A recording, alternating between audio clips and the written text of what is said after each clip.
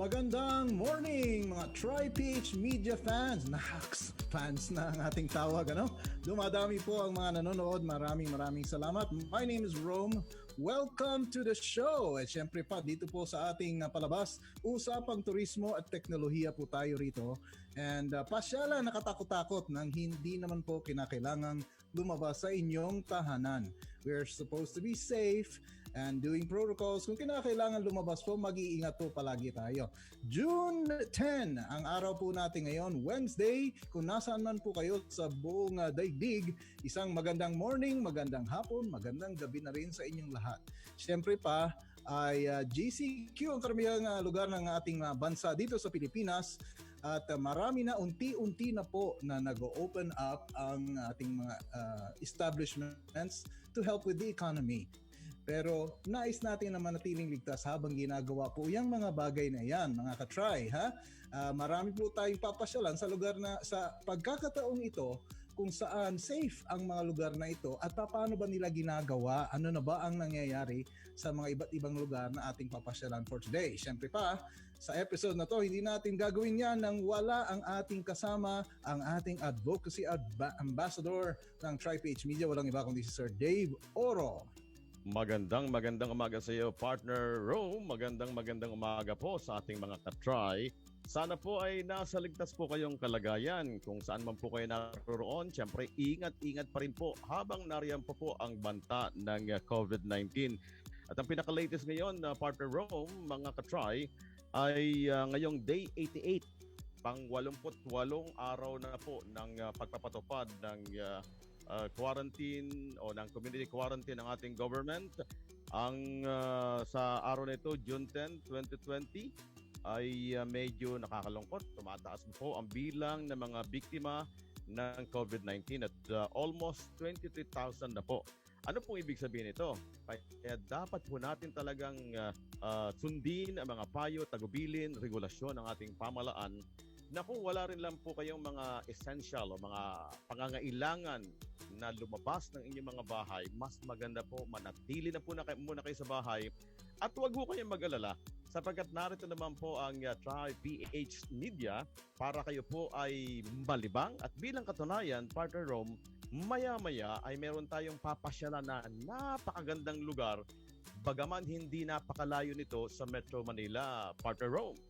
Oo nga, partner. Tama ka dyan. At ang nakakatuwa, ang lugar na ating papasyalan, COVID-free, partner. Ha? Tingnan mo mabuti yun. Ha? COVID-free siya. Paano nila nagawa yan? Ano ba ang magandang mga bagay na makikita dyan? Ating papasyalan ngayon on a virtual tour to a place in Zambales. Okay, kung kayo po ay mga hindi pa nakarating sa lugar na yan, dadaanan dyan, Olongapo, Zambales, it is a place which is a self-sustaining tourism, industrial, commercial, financial investment center na siyang magandang papasyalan natin sa pagkakataong ito. Ito nga ang Subic Bay Freeport na siyang pinangungunahan ng ating tinatawag na Subic Bay Metropolitan Authority o yung SBMA, ang operating and implementing arm of the government of the Philippines para sa development ng lugar na yan. Tingnan natin ang maikling video na ito. More fantastic than Subic Bay. Today, tomorrow, or any day. It's more fantastic than Subic Bay. So get going and be on your way. Hang out, have a blast, chill out to the max. Any weekend or day. It's more fantastic than Subic Bay. My Subic Bay.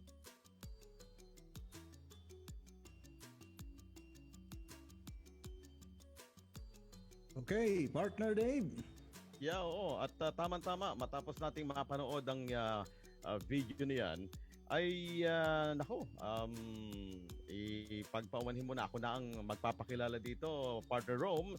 Ang ating pong makakapanayam ngayon, live sa pamamagitan po ng Zoom ay ang mismong Chairperson and Administrator ng Subic Bay Metropolitan Authority o SBMA, si Atty. Wilma Eisma. Magandang umaga po, Atty. Eisma. Ay, magandang umaga po, Sir Dave and Sir Ron. Maraming pong salamat sa pag-imbita sa amin ngayong umagang ito. Sana po at tayo ay all COVID-free, just like Subic.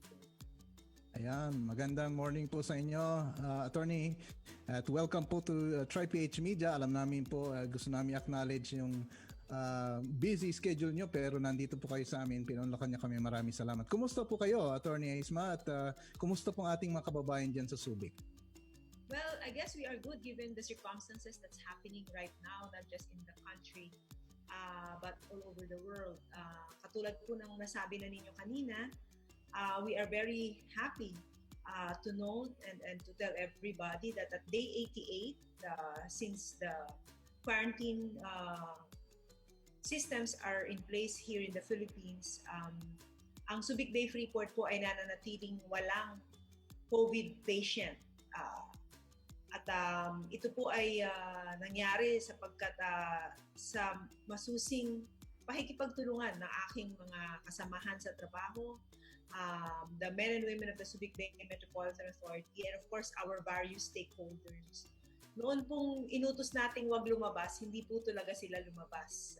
Yun po ang pinaka-importante sa lahat. At everybody followed all the safety protocols and continue to follow the safety protocols in place. The Subic Bay Metropolitan Authority also look at it as a strategy of war. Kung saan kinailangan po mayroong first line of defense, may second line of defense, and third line of defense. Siniguro po natin na mga tao ay malusog. Ang akin pong mga tauhan ay nagkaroon ng rotation, merong first line of defense po. Sapagkat alam ko po na kapag nagkasakit ang isa dun sa first line of defense ko, babagsak na po lahat yung buong depensa, di po ba? Dahil nga po nakakahawa ang sakit. Kailangan po magpahinga yung buong linya. So ang ginawa po natin ay gumawa po tayo ng several layers upang kung sakali may magka-problema, meron pong kasunod. At hindi po natin nakakapagpahinga sa hindi po natin tinanggal ang day off even to the frontliners, most especially to the frontliners. Sapagkat kailangan nga po, wala pong ibang panlaban, lakas lamang ng katawan. Po ba? Dahil wala pong gamot, wala pong vaccine. At siniguro po din po natin na yun pong ibang mga empleyado po natin medyo sa malayo nakatira sapagkat alam naman po ninyo malapit kami sa Bataan, malapit kami sa Zambales. Yung po mga iba po nating empleyadong malayo, binigyan na po natin dito ng matutulugan dito mismo sa Subic Bay Freeport sapagkat iniwasan nga po natin ang paglakad or paggalaw ng mga tao. Marami pong sakripisyong ginawa ang ating mga kasamahan sa trabaho, ngunit ito rin po ang dahilan kung bakit hanggang ngayon wala pa rin po tayong COVID positive patient. And of course, yun din po aming mga kasama dito sa hanap buhay, meaning our stakeholders, our locators. Alam ko po nahirapan ng lahat. There are some rules sometimes that you feel that doesn't make sense. But you know, at the end of the day, if you think about it, it is really the real reason there is to prevent the spread of COVID. Ang palagi ko nga pong sinasabi, we cannot lose sight of the goal. The goal is to prevent COVID. Sinara ko po kasi ang gate. Alam po naman ninyo, di ba po ba ang Subic Bay Freeport ay napapaligiran ng pader at ng gate. Nakasara po ang gate. Wala pong pwedeng pumasok at lumabas. So kinailangan po nating mag-adjust. Wala po kaming palengke dito sa loob ng Subic Bay Freeport. So in-encourage po natin ang mga delivery services. Ang isa pong naging magandang resulta nitong COVID sa atin ay nagkaroon ng napakaraming small and medium enterprises. Mga nagluluto sa bahay, suddenly, ang palengke po ngayon dito sa amin, dinideliver ang mga isda, dinideliver ang mga gulay. Everything is now being done online or via text. And I think this is part of the new normal. So, this is how Subic is right now. Unti-unti na po tayong nagbubukas. Unti-unti na po tayong nagpapapasok ng mga tao sa loob ng Subic Bay Freeport. Natutuwa po ako na hanggang ngayon, kahit na po nagpapapasok na tayo, wala pa rin pong recorded case. Again, part din po ito na naman ng mahigpit na pagpapatupad ng safety protocols dito sa atin sa Subic Bay. Napakahusay po at talagang appreciate po namin, Chairman, ang inyong report na yan. At talagang natutuwa ho kami sapagkat yung bagay na inyong mga ginawa dyan ay talagang naging epektibo. Ngayon po, Chairman, kumusta naman po ang naging takbo ng ating ekonomiya, ng ating mga locator dyan, yung kanilang mga negosyo? Paano po natin i-report o paano natin masasabi kung ano ang naging epekto ng COVID-19 sa kalakalan po ng SBMA, Chairman? Well, it is bad. I will not mince words about it. Hindi ko yan ipagkakaila o itatago. It is bad. It is bad for everybody. In the first 70 days, pretty much everybody is closed. Ang inalaw lamang po ng national government or ng IATF are yung mga export-oriented industries, ngunit only a 30%, at saka po kailangan po nilang mag-provide ng mga matutulugan sa loob ng factory or sa pinakamalapit sa factory. If any, ito rin po ang dahilan bakit hindi pa namatay yung mga hotel natin sapagkat kinailangan po nilang magbukas para i-accommodate yung mga factory workers. But overall po, it's really bad at this point. And now we are trying to help them go back. It's going to be hard. It's going to be hard for everybody, not just here in Subic. There will be a new normal. Until a vaccine is found, hindi tayo pwedeng magbukas ng restaurant na puno, full pack, unlike before. We all have to be only at 50% capacity to ensure na hindi magkakahawaan. Pero naniniwala naman po ako sa resilience, hindi lamang ng Subic Bay Freeport at kundi ng buong Pilipinas. And we are hoping and praying that we can all work things together. Natutuwa po ako na ang Department of Trade and Industry ay nagbigay na ng guidance on back-ending rent.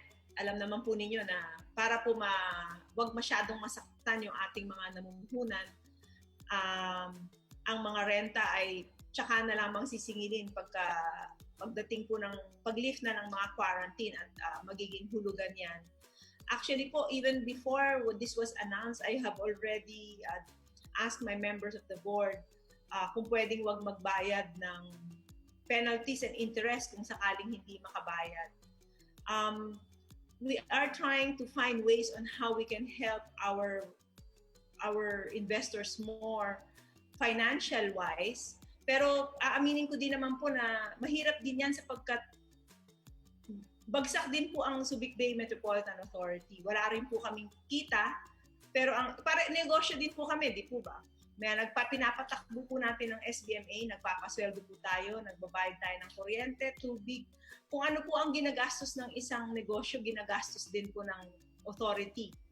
And baba rin po ang kita, pero ang gastos mas mataas. So it is really a very difficult dance and a very difficult balance. But again, I am praying and hoping that we have weathered a lot of storms, and I understand one of our friends from Tribe is from Zambales.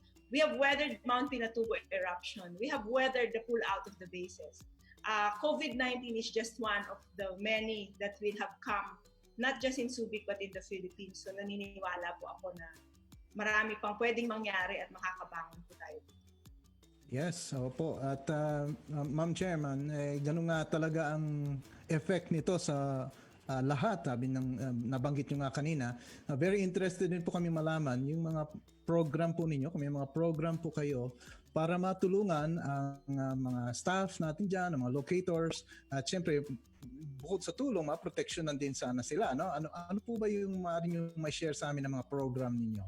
Sir, gusto ko lang pong ibalita unang-una. We are the very first in the area, if not the Philippines, who put up an isolation facility. Unang linggo pa lang po, naghahanap na po kami ng isolation facility sapagkat natatakot po ako na magkaroon ng mga kaso at magkaroon ng surge. Wala po kaming sapat na healthcare facility dito. At alam naman po natin yung klase ng sakit ng COVID na hindi nyo naman pwedeng isama lang sa karamihan. So, gumawa po tayo ng isang isolation facility. Kinonvert po natin ang ating basketball gym to an isolation facility na hospital scenario.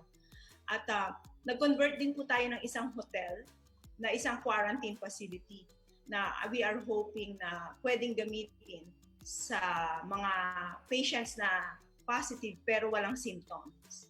And then yung hospital scenario is patients na may symptoms. Ayoko naman po sanang gamitin. Siyempre, kung pwedeng wag magamit. In fact, hanggang ngayon nga po, we were ready as early as April, but hindi pa po yan nagagamit hanggang ngayon, which is a good news, di po ba? Pero ibig ko lamang po sabihin nito, sa pagbubukas po natin, inuna po natin ang paghahanda sapagkat kung sakali mang may negosyante, may turistang magkasakit, we are ready. We have the facility available. At nakipag-partner din po tayo sa Philippine Red Cross. At nagtayo po ang Red Cross dito, nag-invest ang Philippine Red Cross ng molecular laboratory. Ito po yung COVID testing facility. Alam naman po natin na Philippine Red Cross is now at the forefront of testing COVID. Yun yung gold standard, yung PCR, polymerase chain reaction. Meaning, it can say if it's a yes or a no. And magkakaroon po tayo ng laboratory niyan dito. In fact, tapos na po, na-deliver na lahat ng equipment, na-train na lahat ng medtech. Ang hinihintay na lang po ngayon ay yung exam ng mga medtech sa DOH. But we are ready, kakasa na. We hope to be up by in the next 2 to 3 weeks. Because after po na mag-exam yung mga medtech sa DOH, tapos na, pwede ko na pong buksan. If you ask me, this is something that tourists, businessmen can come and bring their employees here for swab testing, for their COVID tests, or we can have partnerships with them wherein we can swab their employees to go and dadalhin lamang dito sa laboratorio sa PCR ng Red Cross dito sa Subic para hindi na po pumunta sa Manila. This will be a service station for Zambales, Bataan, pretty much all of Region 3. Sapagkat nga po ngayon lahat sa Maynila nagpupunta and it takes 7-10 days sometimes to get a result. So if we have a laboratory here, it will make things easier and we will feel safer. Sapagkat kapag alam mong meron ka o wala ka, you will know how to move. And I am hoping this can become a tourist attraction even, that people can come and get a test. Kasi po pag hindi mahaba ang pila, you can actually get that result in 4 hours. So yun po ang talagang standard. Kaya lang po yan humahaba sa haba ng pila sapagkat nga po kulang ang laboratorio. So if you ask me, this is the more important preparation that we have done, not just for our stakeholders, but for the community. Sapagkat habang hindi ka sigurado para sa sarili mong health, business will take a backseat. Di po ba? Siyempre, sarili mo munang iintindihin mo. So, or ang katawan muna ang intindihin mo. So, I think this is the more important preparation that we have made. And as I said, we hope to get the laboratory up in the next 2 weeks after the exam of the medical technicians and the medical technologists. Niligay din po namin, kung familiar po kayo sa Subic, niligay po namin yung swab facility, yung pagkuha ng sample, malapit sa gate. Para din po isolated din. Kung hindi naman gustong mamasyal, pwede na siyang lumabas agad. Para makauwi at makapahinga kung pagkatapos po ng swab testing. Meron din po tayong dedicated test facility swab facility para sa mga tagalabas na tawagin namin. Yun lamang pong dadayo dito para lamang sa swab facility. Or meron din po kaming swab facility na nasa loob ng Subic Bay Freeport para naman po sa nandito na sa loob. At saka yung mga namamasyal at gusto talagang magpaswab at umikot. At meron din po tayong yun pong ginawa sa Taguig na drive-thru. So these are the things that, again, as I said, more important than preparing the economy at that point in April is preparing our health. And we are going to do, and we have done that, and we should be ready for that in the next 2 to 3 weeks. And now we are preparing for the health of our economy, because this is what is needed. In fact, sabi nga po ng napakarami kong nababasa, the virus have not gone away. We are lifting the quarantine because the economy cannot take it anymore. So we have to revive the economy already. And we are now starting to open up. Ngayon po, we are on general community quarantine. Pwede na pong, binuksan ko po ang gate para sa mga nagtatrabaho, sa mga kailangan bumili ng pagkain, gamot, at essential services. Sa ngayon po, wala pang leisure because that is not allowed by the IATF. Doon po sa modified general community quarantine, which is supposed to kick on Monday, it's a little bit fuzzy because if you will look at the guidelines, bawal pa din po ang leisure, pero allowed na pong magbukas ang mga hotel. Allowed na pong magbukas ang mga theme parks. And we will not stop them from doing that. Again, the primary goal of the Subic Bay Freeport is to stimulate the economy. So, gusto ko lang kong i-differentiate. Like, meron po kasing ibang bayan na ang gagawin nila, their overarching rule is to stop leisure. Baguio City is one example. I think Baguio City has announced that it will not accept tourists until September. Hindi po ba? So, ibig po sabihin nun, kahit bukas ang mga hotel, wala naman silang papapasukin. Kami po we have to start living the new normal already. So, ngayon, in fact po, in the last 3 days, hanggang ngayong araw na to, tuloy-tuloy po ang pakikipag-meeting ng mga tao natin, either through video call or through social distance meeting sa iba't ibang tourism establishments to come up with safety protocols on plans. Yung tipong merong alarm every 30 minutes to remind everybody to wash their hands para hindi makalimutan. Because it's so easy to forget how to wash your hands, right? Or yun pong tipong everybody, every corner will have a pump on disinfectant. Meron hong mga footsteps kung saan meron kang dapat apakan. Actually, noon pa hong last 2 weeks ago, ganun na ho ang situation sa mga malls sa amin. Kahit hindi pa sila bukas, in-inspect ko na po sila. And we continue to inspect them the whole week this week to make them ready. Ang mga menus dapat hindi sinishare, dapat naka-plastic. Dapat lahat ng tao siniscreen for temperature. Because we have to be able to adjust on the new normal already. And natutuwa din naman po ako sapagkat it seems everybody is getting it. Halos wala ka na rin naman nun. Sa totoo lang po nung February, if I remember February, March 1 or the end of February, nag-issue po ako ng directive, lahat nakamask. Lami pong galit sa akin. Galit na galit sila sa akin. Bakit kailangan lahat nakamask? Wala namang nagsasabing dapat nakamask. As in, kung titignan po niyo ang history ng Facebook ko, ang daming mura. Ang dami kong murang inabot dahil sa inutos ko na dapat lahat nakamask. And now, everybody's doing it. So, ibig ko pong sabihin, we have also started to adjust. There's also a high incidence of understanding on how this virus works.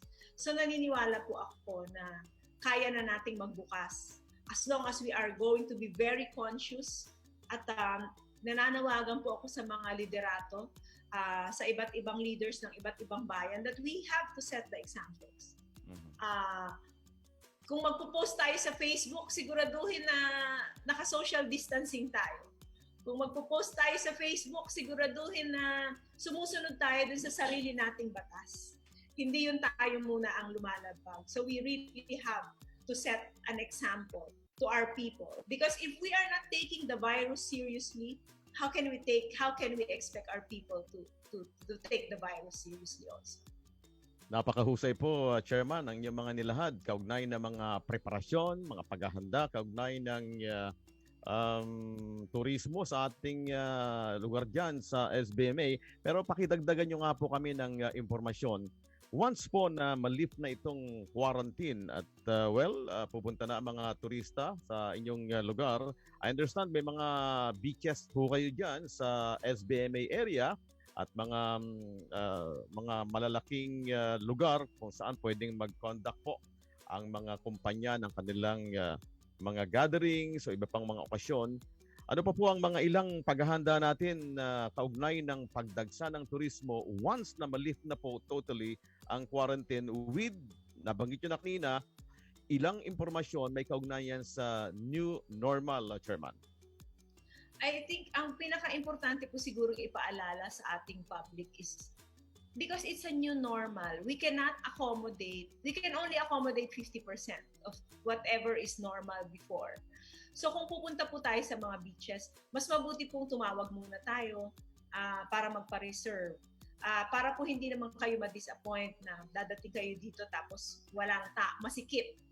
And pag masikip, hindi po talaga pwede kasi ipapasara ko po yung lugar sa pag nakita ko pong nag-violate sila ng social distancing. At pati na rin po yung expect na mahaba ang mga pila. Kapag po halimbawa, kung nganyari, pupunta po kayo sa Royal Duty Free, sa mga duty free, sa mga grocery shopping dito sa amin, magkakaroon po ng bagong sistema yan na maaring may limit na nasa loob kayo only ng 30 minutes or 20 minutes sapagkat hahaba po ang pila sa labas kung magmamatagal kayo sa loob. There will be things that we have to adjust and we are learning as we go along.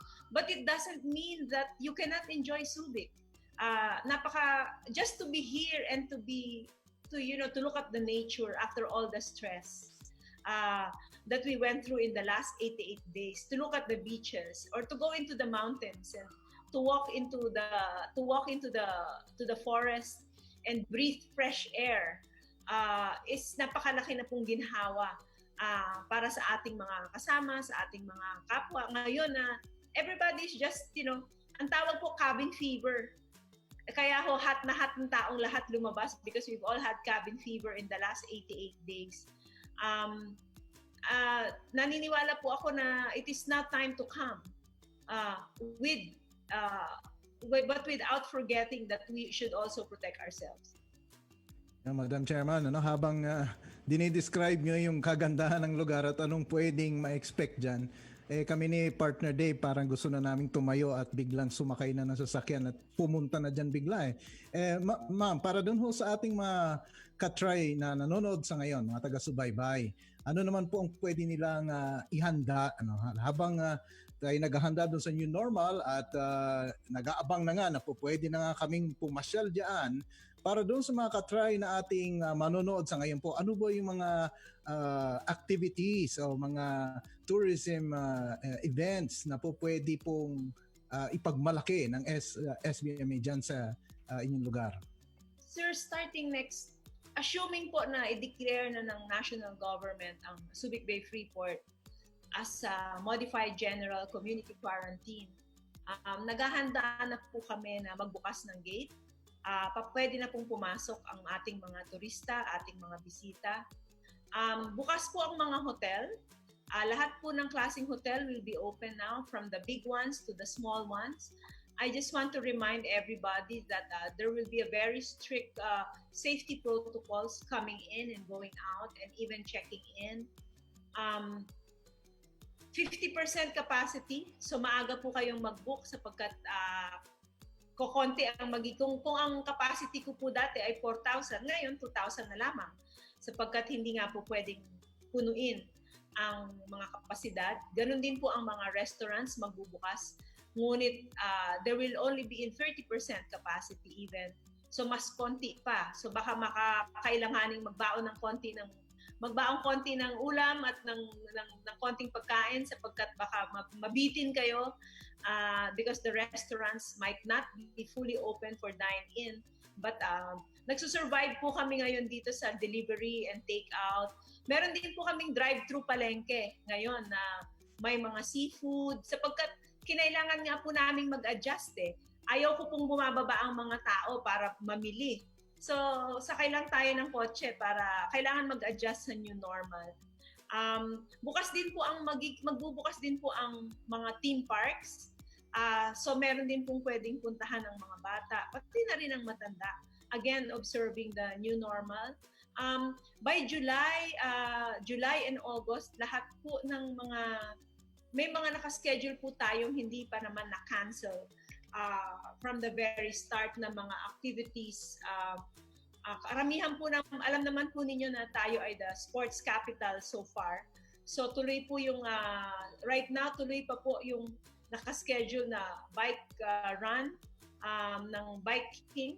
Ang the National Milo Marathon is still scheduled here in August. And I expect yun pong mga na-cancel na activities between the first half, from February to now, will now be rescheduled again, including the Century Tuna Triathlon.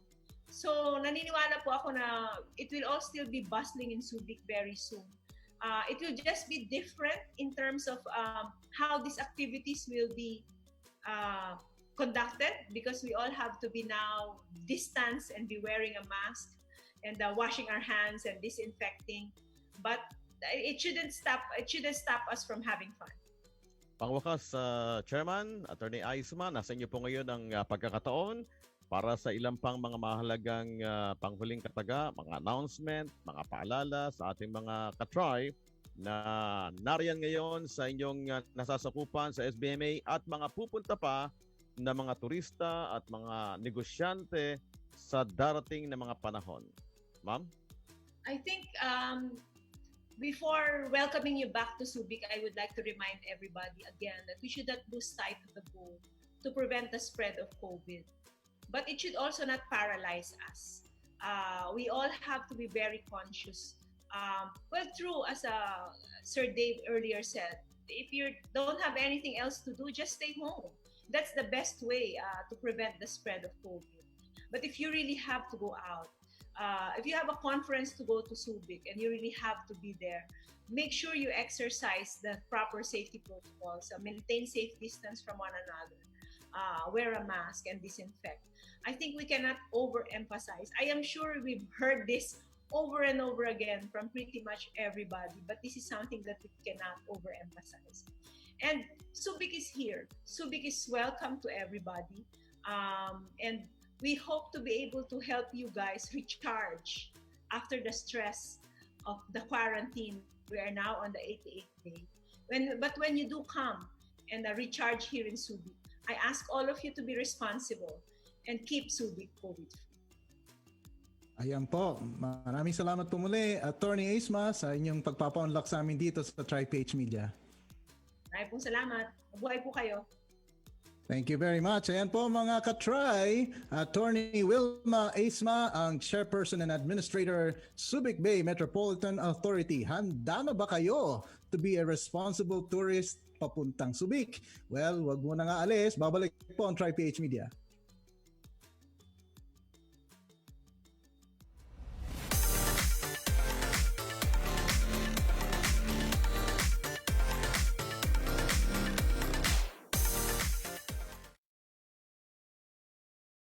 More fantastic than Subic Bay. Today, tomorrow, or any day. It's more fantastic than Subic Bay. So get going and be on your way. Hang out, have a blast, chill out to the max. Any weekend or day. It's more fantastic than Subic Bay. My Subic Bay.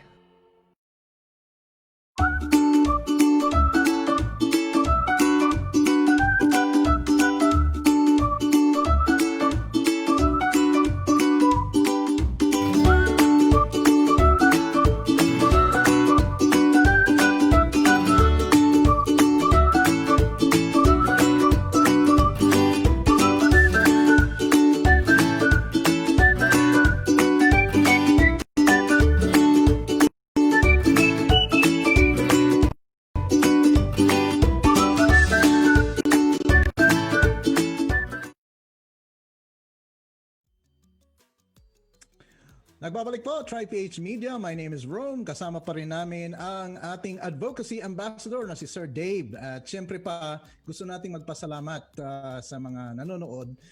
Particularly kay Sir Bernard Supetran. Maraming salamat sa lahat ng tulong na ibinigay niyo sa Tri-PH Media para ma-contact po natin yung mga very important person katulad po ni Atty. Eisma.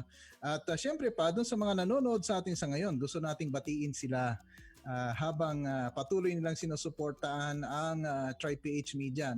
Nandiyan dyan po, magandang morning, Johnny Sanchez, Bart Tengong Siang, Oscar Edlaga na nanonood sa atin. Marami pa dyan na si Sylvia Salonga, Grace Gabriel, Girly Lee, Axel Kilo. Good morning, Axel Kilo, no? Rodel Mayor, mga nandiyan dyan. Si Prof. Ralph, syempre nanonood si Prof. At binabati niya si Sean Haskell. Magandang morning from Professor Ralph. Ganun din si Karen Carol Love Montealegre. I'm sorry kung yun ang fantastic morning daw from Subic Bay. Nelson Regala Cueva, magandang morning din. At Cesar Canare, marami pong salamat sa inyo patuloy na panonood. Ang dami po na nasa listahan at kami po ay nandito upang suportahan pong inyong hilig na mamasyal. Kung saan po pwede, partner? Yeah, at syempre, batiin rin natin ang marami nating mga katropa ngayon na nakatutok na excited ding mamasyal sa SBMA. Nariyan sina Theodore Abelia at Tedelyn Abelia. Oy, hello. Salamat sa inyong pagtutok, Theodore, ha. Ganon din ang itong sina Victoria Hilario. Nakatutok rin sa atin. Si Faye Rosit. Si Faye Rosit ay nakatutok rin sa atin. Napakarami. Mamaya babatiin natin sila. At ngayon, lalo silang ma-excite dito sa ating next na paksang pag-uusapan. At mayroon po tayong report na matatanggap mula sa isang napakagandang rehiyon sa Mindanao. Ito na yung Caraga. Partner, Rome? Ayan na nga. Oo, partner. Kala ng mga katry natin ang pasyalan dyan lang sa tabi-tabi. Tayo ay talagang tumatawid dagat tayo, partner, pagdating sa pasyalan. At itong taong ito, ang ating Tri Ambassador, nami-miss ko kasi ang dami niyang pinakitang masasarap na pagkain at lugar na magandang pasyalan dun sa Caraga region na yan. Kaya nating tatawagin na siya ang ating Tri Ambassador for Caraga region. Walang iba kundi si Sir Bong Alcala. Sir Bong! Magandang umaga, hapon at gabi sa lahat ng mga suki natin. Welcome sa Caraga. Kumusta kayo dyan sa Caraga? Pwede niyo na ba kaming bigyan ng update sa kalagayan ng panahon at saka sa kalagayan ng quarantine? Yung ating famous line ninyo, go to Caraga after quarantine. Kumusta na po dyan, Sir Bong? Naku, sa panahon, noong May 26, nagkaroon kami ng isa sa pinakamataas na heat index. Biro mo 53 degrees centigrade. Pero ngayon, medyo cloudy kaya 26 degrees centigrade ang ating temperature. Tungkol naman sa quarantine status, maganda na kasi modified GCQ na tayo. Mm-hmm. At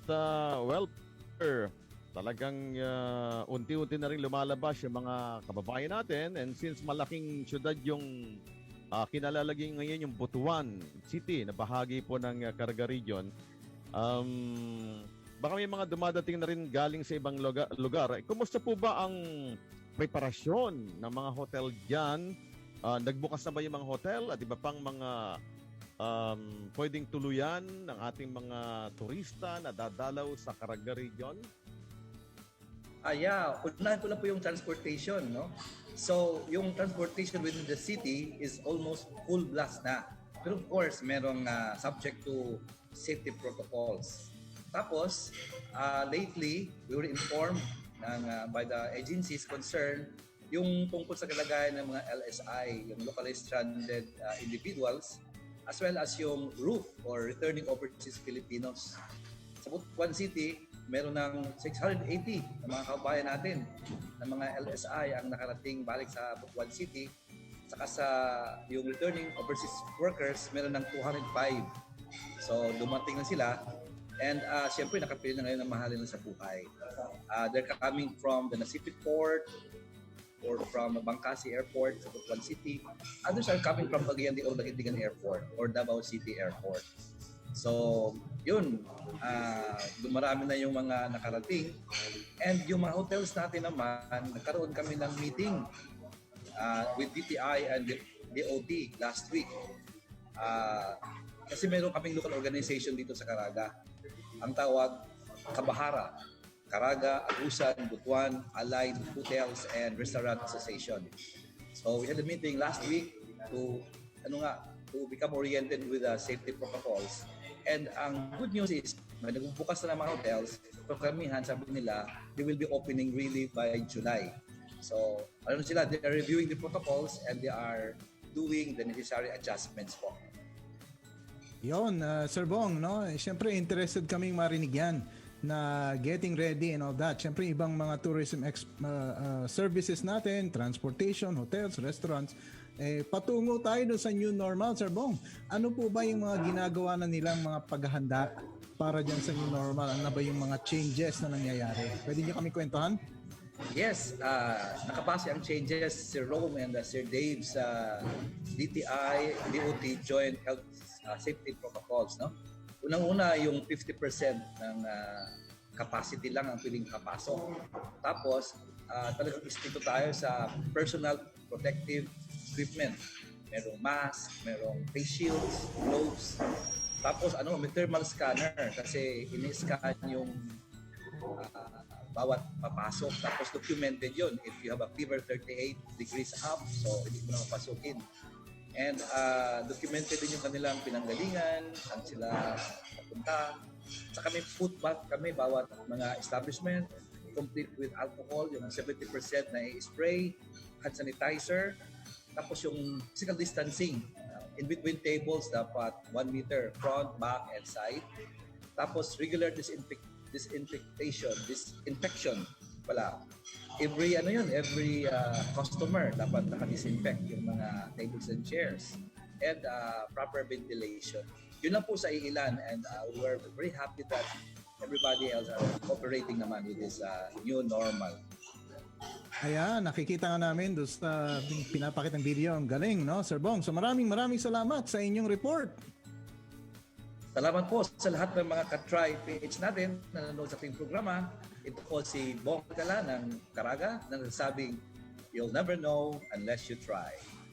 Yan po muli ang ating Try Ambassador ng Caraga Region. Walang iba kundi Sir Bong Alcala. Magbabalik po, Try PH Media.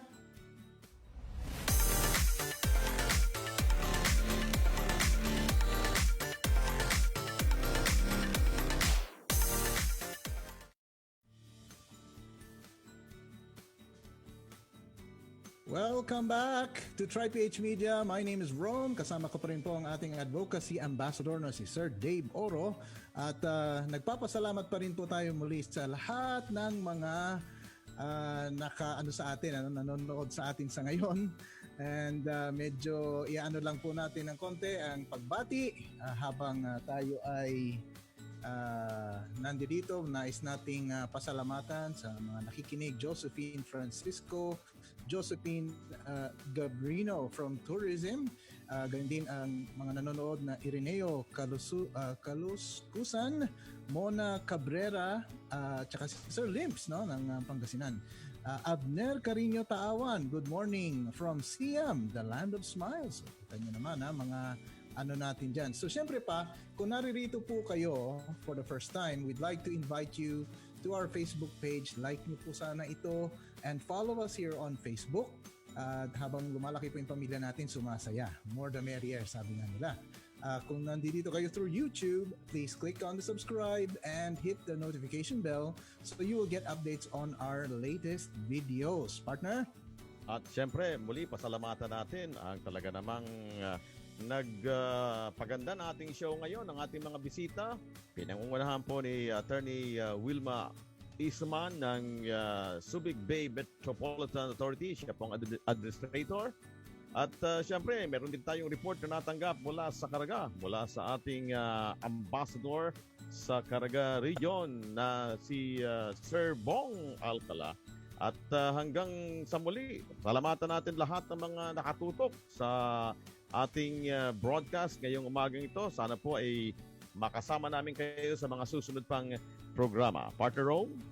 Yes po, nais ko rin pasalamatan siyempre yung may bahay ko, si Jenny, laging nakasuporta yan dito sa atin, yung ating tech crew na nandiyan dyan, na laging tumutulong para ma-set up yung ating studio, at ang aking mga biyanan, si Mami Carol, Engineer Reyes, ang mother ko nanonood sa Muntinlupa. Ma, thank you po sa inyong mga panonood, mga kapatid ko na nandiyan dyan. At syempre pa po, nais nating paalala sa inyo, hindi lamang po ito ang palabas sa Facebook channel namin ng TriPH Media. Mamayang hapon, abangan nyo po everything about baking. Yan po ang palabas mamaya ni Ma'am Jesh sa Try to Taste na ating palabas. At dito po muli nagtatapos ang isang araw na naman ng Usaping Turismo at Teknolohiya para sa episode na ito. Maraming salamat po. Again, my name is Rome. At ito naman po ang iyong lingkod na si Dave Oro na nag-iiwan sa iyo ng mga katanungang how far is far and how high is high? You'll never know unless you try.